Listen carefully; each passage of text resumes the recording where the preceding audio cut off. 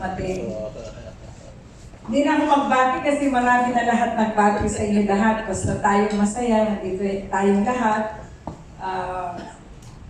Good or bad times, we stick together. Pero sabi ko, nag-retire na po ako para sa kaalaman ng lahat. I retired last December 25, 2018. After a 1-year extension. So, ang retirement ko po talaga, noong December 25, 2019, 2017. But I was extended. So, 6 months after my retirement, masaya ako. I never expected this to happen, although it was offered to me in 2016 when the President assured us President. I was honored and humbled to get that offer, but I told the selection committee that I said, I want to retire. That position is a position of power, but you don't have any security of tenure, as I have to enjoy while I was still in the agency from 2016 to 2017. So sabi ko sa kanila, andyan pa naman ako, makakatulong ako sa inyo. So I retired in December 2017, but I was requested by then Administrator Aquino to help him in the agency. And so I was given an approval by the Civil Service Commission, and I continued to be of service to the NFA. I got the appointment last June 11. I'm humbled. Siguro, dahil it is a time where the NFA is moving towards a change of vision, moving towards a change of mandate, and moving towards a change of directions, and maybe in the future, change of leaders. Bakit ganito ang nangyari sa NFA? Alam natin lahat na hindi naman kasalanan ng NFA. Hindi lahat gusto ng NFA. As Director Pio has said, change is the basis for growth, basis for success, and basis for the development of any country, organization, whatever. So yun ang pagbabasehan natin. And I want to make it clear to everyone na parang sa tingin ng lahat, yung pagkapasa ng batas na Republic Act 11203. Tama ba? Uy, ayaw na akong magsalita. Parang siya na lahat ang may kasalanan ng kinabukasan ng lahat ng pamilya ng taga-NFA. Lahat ng kinabukasan ng farmers, lahat ng kinabukasan ng mga stakeholders, lahat ng kinabukasan ng millers, retailers, tayong lahat. If that is how we look at it, hindi yata tama ang pananaw natin. Nandito tayo sa panahon that we are in transition. Ibig sabihin, hindi mo pa makapa kung mabuti ba o masama ba ang batas na ito. But as I said, and I reiterate what I've been telling wherever I go, that as the administrator of the NFA today, I say that I will continue to enforce the provision of Republic Act 11203. I have sworn before, when I took my oath as lawyer, nagsumpa ako, ipapatupad ko ng lahat ng batas na inisyu ng duly constituted authorities of this government. When I was appointed by the President as member of the NFA Council and Vice Chair of the NFA Council, I swore before Executive Secretary Major Dea and the President that I will continue to obey the rules and orders and legislative enactments issued by our duly constituted authorities. When I swore my oath as administrator, I also said, I will obey the rules and rules issued by duly constituted authorities. So ito po ang direksyon na patutunguhan po ng NFA. If there are those who do not want to obey, I will face you wherever you want to go. If you question the provisions of the law, go to the appropriate appeals mechanism. Meron tayong batas kung paano mo gawan ng remedyo kung if you feel aggrieved. Ang pakiusap ko, hindi sana ito ang ating simula ng pag-aaway. Hindi sana ito ang simula ng pagsisigawan sa kalye. Lahat ng bagay na papag-usapan. Lahat ng bagay may para-paraan. So kung ano ang effect sa different groups, in fact, nalilito ang tao, pati publiko, pati media dahil sa nagkakaroon ng mga rally-rally ng empleyado, stakeholders like retailers, farmers, millers. Isa ang sinasabi. Pero pag-aralan natin lahat, iba-iba ang concerns ng empleyado, retailers, farmers. Ano ang concern ng empleyado? Restructuring. Saan ako pupunta? Matatanggal ba ako? Maiiwan ba ako? Kung mag-retire ba ako na gusto ko at may benefit ba ako, dagdag sa additional na benefit mo as a retiring employee.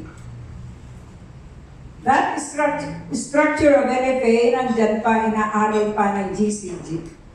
Alam nyo, noong 2011, may batas na pinasa ng ating Kongreso, itong tinatawag na Governance Commission for Government-Owned and Controlled Corporations. Itong opisina na ito, under the Office of the President, it has a very powerful authority over government-owned and controlled corporations. Hindi natin namamalayan na naipasa yung batas na yan. Iyan ang nag-aaral sa lahat ng corporations. Pati pagbibigay ng benepisyo ng empleyado, inaaral na. Hindi natin namalayan. Ngayon, merong batas na nagsasabi ang NFA, ito na lang ang trabaho mo. Itong regulatory power mo, alisin na natin dyan. Ito na lang ang gagawin nyo, buffer stocking. Pumunta tayo sa effect sa retailers. Sabi nila dito, buffer stocking ka na lang. Hindi ka na mag-distribute sa mga retailers group mo. Rice is already liberalized, sabi niya. Negosyo na ang bigas. Market dictated price. Alam niyo po, yung World Trade Organization kung saan tayo naging miyembro noong 1995, signed by President Ramos, ginawa tayong member ng WTO. Ano ang WTO? World Trade Organization. Itong organisasyon na ito, pinag-uusapan ng 170 countries. Paano i-trade ang lahat ng agricultural products. Since rice, palay is an agricultural product, tayo ay kasama. Sama tayo dyan. Noong 1995, maraming ibang bansa na meron din quantitative restrictions sa importation. But after the expiration of 10 years, 1995 to 2005, dapat malift na yung restrictions. Ang ating gobyerno, through the Department of Agriculture at ang representative ng Farmers Group, si Mr. Montemayor, nakiusap na i-extend. Nabigyan tayo ng 7 taon. So 2005 plus 7 years. Kailan yun? 2012. Noong 2012, sabihin naman ng ating gobyerno, extend mo pa kasi yung farmers namin hindi pa handa na maging mag-produce ng marami, ng magandang quality ang production niya, kasi ganito, kasi ganon. Nag-request ulit tayo ng extension. Sabi ng WTO, pwede, sige, 5 years. 2017, ang ating gobyerno nahihiya ng humingi ng extension. Last December 2017, I had the opportunity to attend the World Trade Organization. Kaya ang Pilipinas dyan, manghingi ka pa ng extension mo. Ikaw na lang ang bansa na hindi tumatanggap ng liberalization ng rice trade. Kaya sabi nila, dapat by June 30, 2017, ang Pilipinas dapat may pasa na yan, batas na yan. Humaba lang. Bakit? Ang preparation ng election in 2016, hindi na asikaso. Pagkatapos, pagpasok naman nila, hindi naman kaagad na asikaso yung ating mga bagong halal na mga opisyal. So, 2018 lang naipasa. Last year, ito. Naipasa nila, but it was approved in 2019. Sobra na. Ano ngayon ang effect sa atin? Sa mga farmers, hindi naman din kasalanan ng NFA. Kung ang presyo ng palay ay ganito. Dahil ang gobyerno natin aswan, titinan natin yung kabuuan ng ating gobyerno. At saka hindi naman namin din kasalanan na ang presyo ng palay sa farm ay ganito. Dahil nasanay din kayo sa presyo ng mga traders, di po ba? Yung presyo ng traders kung ano ang presyo ngayon, ganyan din ang presyo ng traders in the past eh. Pero bakit ngayon nagagalit na kayo sa NFA? Kung naman. Hindi po kami nagagalit sa NFA. Hindi po kami nagagalit. Ang sinasabi namin, magbukas ng bodega, patagdagan ng bodega. Yun ang gagawin pa natin. Kasi dahil hindi kanina kasi sinabi. Nasabi mo, dagdagan natin ang bodega. Pero ngayon alam mo kasi, nung araw, yung pagpapatayo ng bodega ay pinaplanuhan din. Dahil ang bodega ng palay, bodega ng mais, natatayo kung saan ang kamaisan, kung saan ang maraming palay. Ngayon hindi na masyado ang corn. Pinakakialaman ng NFA. Kahit mura ang price ng corn sa farm, hindi na rin masyadong pinakikialaman ng NFA. But the NFA, hindi yan mawawala. Dahil bigas ay bigas. Pinakain ng Pilipino, it is a political product. It is the basic commodity of the Filipinos. And pag nagbili ng Pilipinas noon, lalo na pag ang gobyerno ang bumili, tumataas ang presyo ng worldwide. So ngayon, ano ang presyo ng palay? May announcement naman si President lately na kapag ang importation titigil, sabi niya, during harvest time. Yun din naman ang ginagawa ng NFA. Ang kaso mo, transaction and when to arrive. Kasi bumibili ng NFA pero nasisiguro mo na huwag paratingin during harvest time. So, yung pakikipag-usap mo sa supplier mo, di siyempre hindi ka na nakakasiguro. Kahapon, ang daming tumatawag sa akin ng mga suppliers sa Vietnam and Thailand. Tinatanong nila kung tama ba yung narinig namin na news na nag-announce si President na walang importation during harvest. Ang sabi ko, there is a news but I cannot confirm. I will do that officially upon verification. Yun ang sagot ko. Sumagot sila. So we will have no business with you from September to October. Hindi ko na sinagot. Alam mo, relasyon natin sa ibang bansa ang mga yan. Pati sila sa trading nila ng bigas nila, malaking bagay kapag ang Pilipinas ang kumukuha. Now we open the importation through the private sector. Sabi nila marami bigas. Nasaan yung bigas? Sabi nila, mahal ang bigas. Bakit mahal ang bigas? Ayun. Sabi nila, mura ang palay, pero mahal pa rin ang bigas. Saan ang problema? Sino ang nagpre-presyo? Sabi ng mga wholesalers and importers, mura lang bigay namin. Kasi gusto namin konti lang para lang maka-dispose kami. Sabi nila, retailer daw ang may kasalanan. Sabi nila, hindi ko sinasabi kasi alam nyo, nawalan na kami ng kapangyarihan na nakikipag-ugnay sa inyo. Ako naman, hindi sinasabi na ngayon. Ito ang kwento kasi. Sitwasyon kasi itong inaaral natin. At alam ko naman ang sitwasyon dahil nga sa when I retired in December last year, I was 41 years and 9 months to be exact. So marami naman tayo natitirang kaalaman at hindi nakakalimutan pa. So ngayon ang sabi ng Department of Agriculture, kami ay meron pa kami kapangyarihan na mag-enforce ng Price Act. Ano yung Price Act? Presyo ng lahat ng commodities. So lahat ng commodities, DTI ang nag-monitor. Sa bigas, dati NFA. So ngayon, ang sabi ni Secretary Pinyon, DA ang mag-monitor. Maglalagay ulit tayo ng SRP. Diyan pa.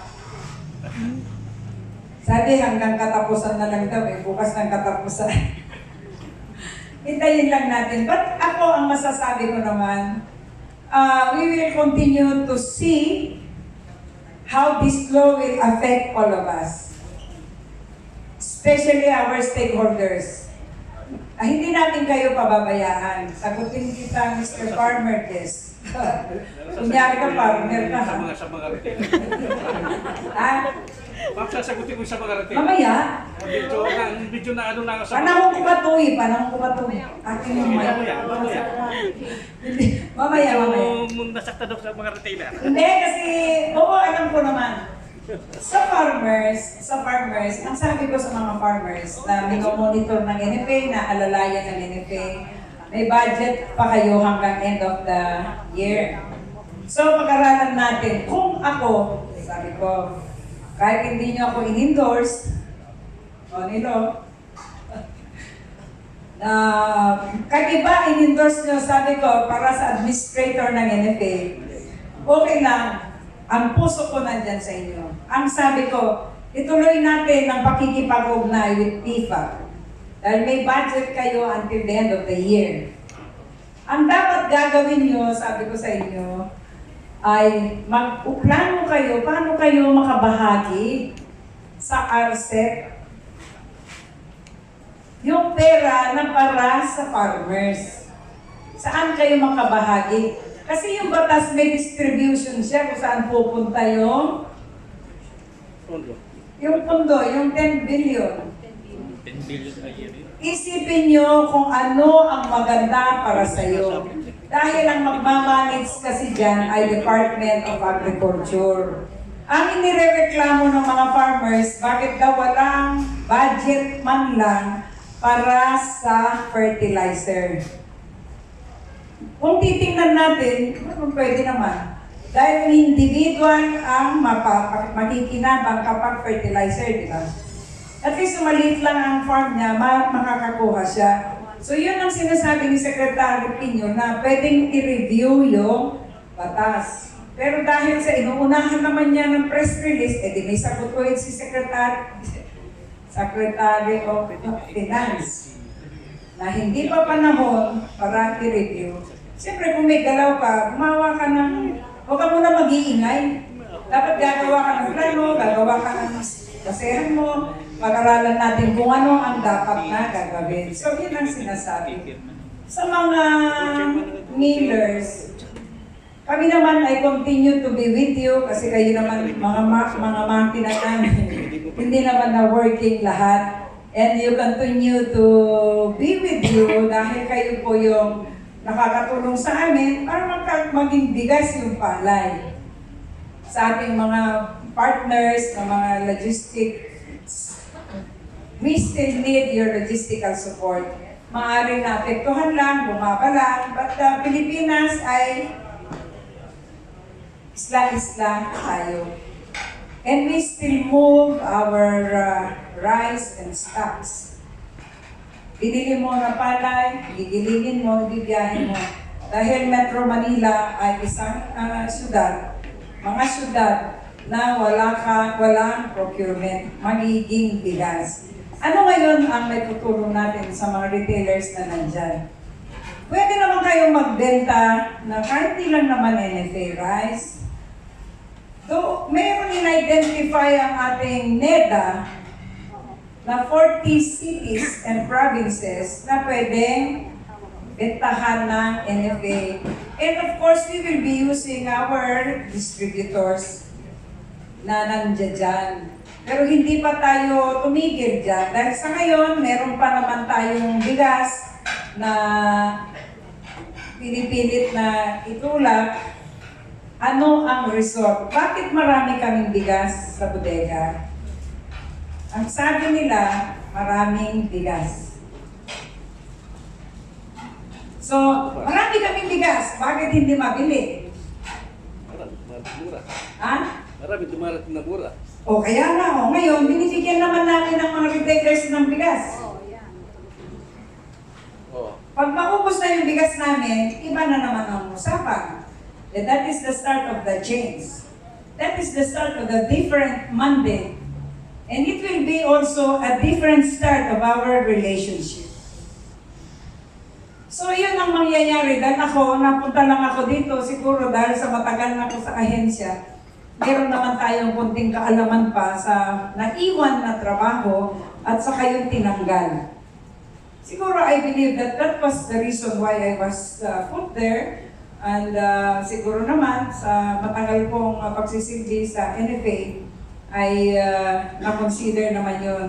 At the time where people, I know all the employees, kasi kahit pa paano, wala man ako lahat ng mga officials, alam ko, we have been part, the assignment of our new officials, the reassignment of Manager Yeyet here, and the reassignment and promotion of our forthcoming Assistant Director, Dr. Rafi, who has been my staff for 10 years. Tamo? Isang dekada kami nagsama nito. But it is based on your performance. It is based on your potentials. It is based on your capabilities. So I congratulate you to the employees of Pampanga. Please extend your support to Manager Yeyet. Kung yung iba nag-iyakan, meron din umiiyakan na natutuwa. Diba? Yung man happy, naiyak ka kasi tumuro na luha mo dahil feeling of, it's not feeling of grief, but sometimes it is a feeling of happiness. Yan. So siguro gusto nyo nang maalis talaga si Rafi dito. Sa mga employees ng Pampanga, meron pa ditong CTI? Myra. Meron? Ako, ma'am. Ikaw lang. Usap na lang tayong dalawa. Yay! CTI. Hindi ka CTI, ano ka? Bakit naging CTI yun? Oh. Sige, mag-usap na lang tayong dalawa. Wala natin sabihin sa kanila. Hindi, ganito. Doon sa restructuring kasi ng NFA, of course, there will be a reduction of personnel identified by virtue of the functions that are removed. Para maliwanag, ang huling nakita ko sa NFA na para alam nyo na, kasi mangyayari kasi yun makikita ninyo sa level ng mga boxes, one administrator, one deputy administrator, so maalis yung isa, 2 assistant administrators. Yung 13 departments ng NFA, naging 7. Ito na lang. So yung mga departments nag-merge. Ilang departments May mga departments na standalone, pero may mga departments na dalawa, naging isa. So, yung 13 naging 7. 7. So, makita nyo na lang kung ano ang mga effects. Sa field offices, na-strengthen kayo. Decentralized ang function. Sa central office, ang medyo makakapektuhan sa nakikita ko, I assumed my post on June 18. Isang meeting na lang ng GCG ang na-attendan ko.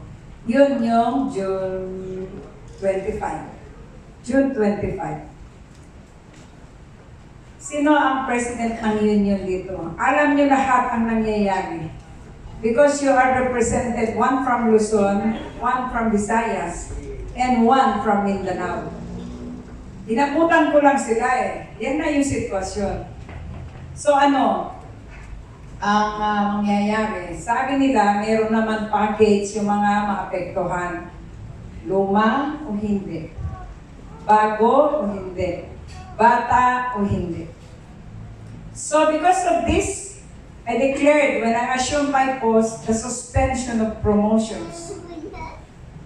Dahil yung bakanteng position na submit na doon, sa GCG, alam na, hindi mo na pwedeng kagahan dapat yan. Lalo na sa mga lower levels. Ang probinsya ng NFA, provincial offices, we have 85. Naging o maging 45. 45 ba na? 45 ano? 45 na lang. So one province, there are provinces that stand alone. Sa lang probinsya standalone. Example, Bulacan. Itong Pampanga, sinakop na niya si Bataan and Zambales. So yun ang sitwasyon. So maging 45 na lang. So makikita mo yung effects sa mga employees that are going to be affected by the different offices. Wala pa kaming guidelines on how to place people and who to be, and who would like to retire, and those who would not like to retire because even if they are affected, bata pa siya. So, iyan ay ginagawa pa namin. But what did we do? We have already initiated a meeting with the Civil Service Commission Chair at nagpa-advise na kami, may sulat kaming ipapadala. At they will be the ones that will guide us on how we will place people. But tandaan nyo, ang placement would be based on qualification. It will be evaluated by a personnel selection board. Mag-create tayo. Laging may kasamang union representative. We will do our best to extend assistance to those who would like to retire. Those who would like to retire but they are not affected, subukan natin kung ano magagawa natin. Hindi tayo nangangako. Pero kung ano man ang magagawa namin, hanggang doon lang ang makakayanan namin. Sa mga CTI, sa CTI, sabi ng GCG, na mukhang ako naniniwala sa kanila kasi it's situational lang, factual. Yung holders of CTI positions in 2008, whoever you are, nagre-raise ka, sabi ng GCG, you know since 2008 that you are holding a position that has already been declared abolished, redundant, obsolete. You enjoyed increases of pay for 3 times. Tama? Uy. Yes. Tama naman. Factual lang ito, factual. But they are not anymore in the plantilla of positions under the present structure. So, wala ka sa plantilla ng... Saan ba yung dating position mo? Probinsya dito? Yes, ma'am. O kahit tingnan mo sa plantilla na sweldo ninyo, wala ka doon. Wala yung position mo. So ano, ang sabi ng GCG, ang nire-review natin, ito lang yung mga nasa loob ng structure and plantilla of the NFA approved by DBM in 2008. So, sino ang affected employees? Pagka i-declare ni GCG na itong position na ito. Ang i-declare nila na obsolete, hindi yung tao, yung position. So, titingnan natin kung may gagawa natin ng paraan na tulad ng ginawa natin noong 2008. Kung pareho ang position title, pareho ang grade level, qualified ka dito sa position, pwede mag-CIM, diniscuss namin yan with civil service. So kung ikaw may lagay doon sa plantilla pag nag-submit kami at pumayag si civil service, kung sino yung gusto umalis, ilagay mo, iiwan ilipat mo doon sa mga abolis ng position nung gustong umalis. We discussed it, but I'm not telling you that that will happen. We discussed this with civil service. Ang sabi lang nila, we will study all laws and regulations that will allow, that will. So kung ikaw na ngay napunta doon sa plantilla na ina-identify ni GCG na obsolete and redundant, ikaw yung affected. Then you will be entitled to the benefit. At yung gusto naman umalis, ay masaya siya dahil natulungan natin siya. Sana dalaw-dalawin pa tayo lahat dito. Yun ang mga ginagawa namin na paraan. And what did we do? Last Friday, we sent a letter to GCG. Alam niyo, yung meeting na yan with the chair of the GCG is a very heart-to-heart. Nung sinabi niya na, sir, meron kami 274 na ganyan. Sabi niya, bigay mo sa akin yung mga plantilla at profile, ilang taon, anong position nila, magkano gagastusin, may anak pa ba pinapaaral? Because, sabi niya, in matters which is within our powers, we will be very active in doing that and executing that power. But in matters which is beyond our power, we will try to be very passive. Anong passive? We consider your conditions, we consider your lives, we consider sakitin ka ba, ikaw ba ay ganito? Referring to the CTI employees. So we did that, and last Friday we sent a letter to the chair of the GCG. We gave the number, we told them that these are their brackets, their ages, how many are aging 50 to 60, 60 to 65, ganon. Anong level of positions nila? How much is required for them alone?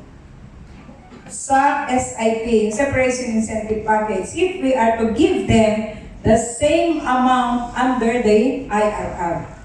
And we computed that about 187 million. So tayo, ano ang ginagawa natin? Kasi ang sabi nila, dapat may corporate funds ka. I'm happy to give you a status lang. Kasi pag sinabi ko updates, there is a favorable movements or actions or result of our meeting. Alam nyo, may utang ang DOTR sa atin. Department of Transportation na 554 million ba? At saka 915 million sa PNR. Under din ng DOTR. If we will be able to collect that amount, which is about 1.4 billion, ano ba naman yung 187? Na kukunin natin at ipapakiusap natin sa Malacanang. Dahil ang usapan namin with the Chairman Dagpin is that we will try our best, united, to convince the palace because that is beyond the power of the GCG. Wala silang kapangyarihan kung magbigay ng grant sa mga CTI. On August 1, we will again meet with the DOTR. The team of DOTR, we met last July 15, and they promised to pay us before the end of the month. So sabi ko kay Atty. Raon, tawagan mo yung mga kaibigan mo doon. Mag-meeting ulit tayo August 1. Hindi ko uunahan kung ano ibabalita nila. But it looks like we have a better situation and status than what we had on July 15. Ang aking special assistant is special to me. He's like my son. He will protect us. He is very familiar, and he came from DOTR. He resigned as assistant secretary, higher level than his present position now. Siya po ang may kakilala doon. Kakilala namin dalawa, yung mga magre-release ng pera. And we are happy to give you this update. Parang may maganda sa August 1.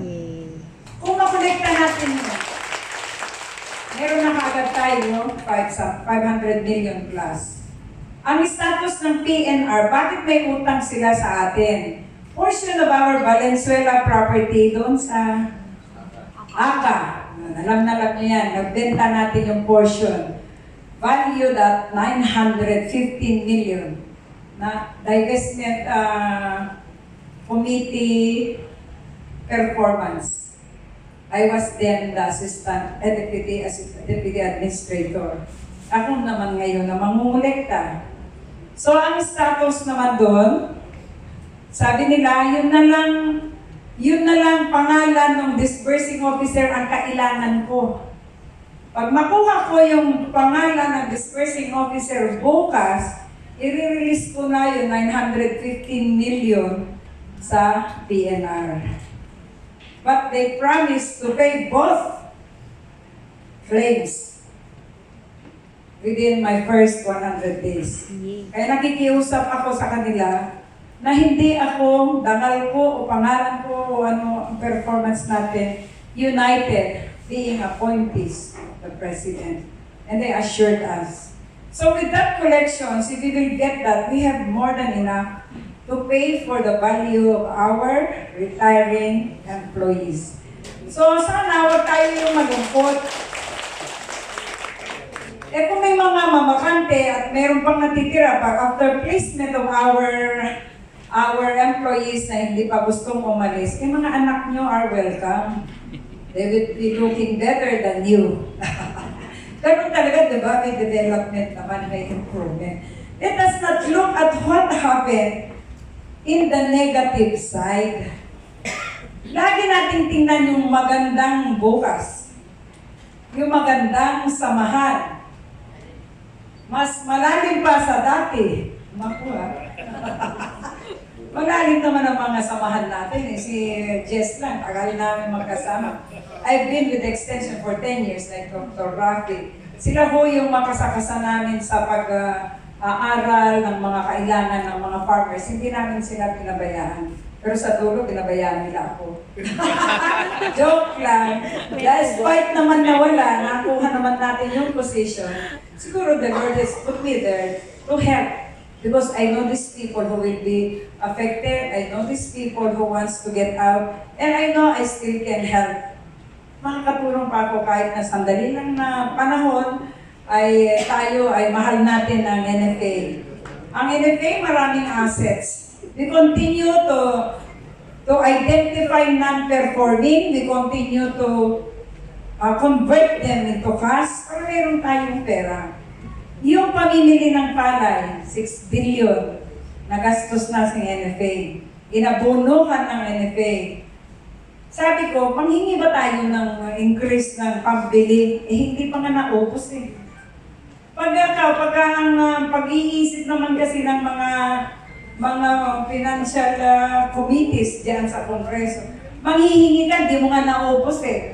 So dapat ang situation natin, ubusin natin yung 7 billion na binibigay nila, nakautang pa tayo sa bangko dahil pwede pang umutang si NFA. We still continue to be a corporate agency. So we still have the power to borrow. Kaya sabi ko, yung 1 billion na yan, ubusin nyo, mangutang pa tayo, and by the time that this budget come August, September will come, meron tayong masasabi na kulang yung binibigay nyo. Yung DA, marami silang binabanage na pera. Nag-deliver sila sa atin ng dryers. Dapat sa mga cooperatives nila ibigay. Walang NFA tao na magman yung mga dryers. Baka kayo sa Region 3, bigla na lang kayong nagbigyan ng kung ano-ano, huwag nyo tanggapin. I told them very bluntly, straightforward. Ano yan? Bibigay nyo? Bibilhin namin? Donasyon. If it is a donation, it should be covered by documents. There should be an offer, there should be an acceptance. Pagkatapos sisihin nyo kami, hindi tayo papayag. Hindi tayo papayag na tayo tuturo ng DA na may kasalanan. Ito, pagkakitaan. Sabi ko, hindi po baso yan. Binigay mo dyan. Nasa discretion ko, gamitin ko, inuman ko, whatever. Kung tanggapin namin, dapat gumagana. Testing natin. Pangalawa, mas hindi namin kailangan din dahil kami walang magman na tao. Dahil questionable pa ngayon ating mga mechanical plant operators, dinedepensahan pa natin sila. Hindi tayo pwedeng mag-hire ng hindi empleyadong permanent para magman sa ating mga equipments. So sabi namin, hindi tayo pwedeng maobliga na tumanggap. Talagang cooperatives dapat ang bibigyan nila. Para pag binigyan nyo yung mga cooperatives, i-try nila sa requirement namin, bilhin namin yung palay nyo. So dapat yun ang gagawin ng mga members ng PFAP. Identify yung mga cooperatives nyo na pwedeng tumanggap, iyon ang gagawin natin with DA. So ikaw, Nilo, secretary ka ba? Secretary ka pa ba? Hindi na. O naman sinabayan mo ako. Hindi, dapat sabihin nyo sa kanila. Yun ang sinabi ko. Ha? Hindi gumagana yung dryer. Kaya nga, hindi pwedeng order hindi mo pwedeng tanggapin. Tapos binibigay nila. Testing natin. Hindi natin problema sila kung di sila mabayaran. Because look at what happened on the RPCs. Alam niyo yung RPCs? Ayaw. Oh. Nagpapatawag ng emergency council meeting si Secretary Pino sa August 5. Tanggapin daw ang NFA ng RPC. Buti na lang, wala ako sa 5. Mag-attend ako ng ASEAN meeting. Nandiyan ako sa Vietnam. Hindi tayo papayag dyan. Kaya hindi tinanggap yan because I again represented management at the time. Nandun ako sa ISP. Nung tayo, tapunan. Tapos accountability ng regional director. Siya mag-manage doon, kasosyo daw niya yung cooperative.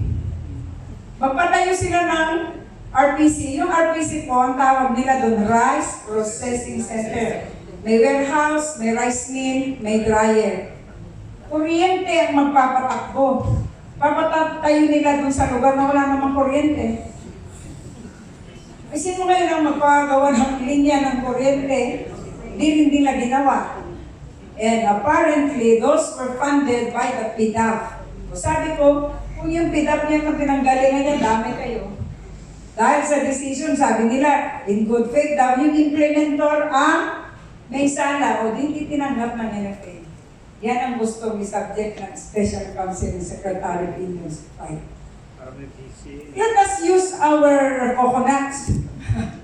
Our coconuts. Huwag tayong magigimban ng kung sino pa, kahit sino official dyan, pareho tayo may obligasyon ng trabaho sa ating ahensya. We are under the office of the Secretary. We are under DA. But meron tayong sariling obligasyon. Hindi sila magturo kung sino ang tatanggap sa field na dinideliver nila ng dryer. Hindi kayo pwede, regional directors, pumirma ng agreement. Huwag kayong madadala sa takot. Pananakot nila, I will answer for you. Hindi tayo dapat papayag sa ganyan. So, napahaba na yung kwento ko, pero sa akin, sagutin ko kayo sa tama. Asahan nyo yan dahil magkakilala tayo 41 years ago. 1977, sino ba ang tumatanggap ng bigas dito? Price allowance. O, tayo, magkakakilala tayo.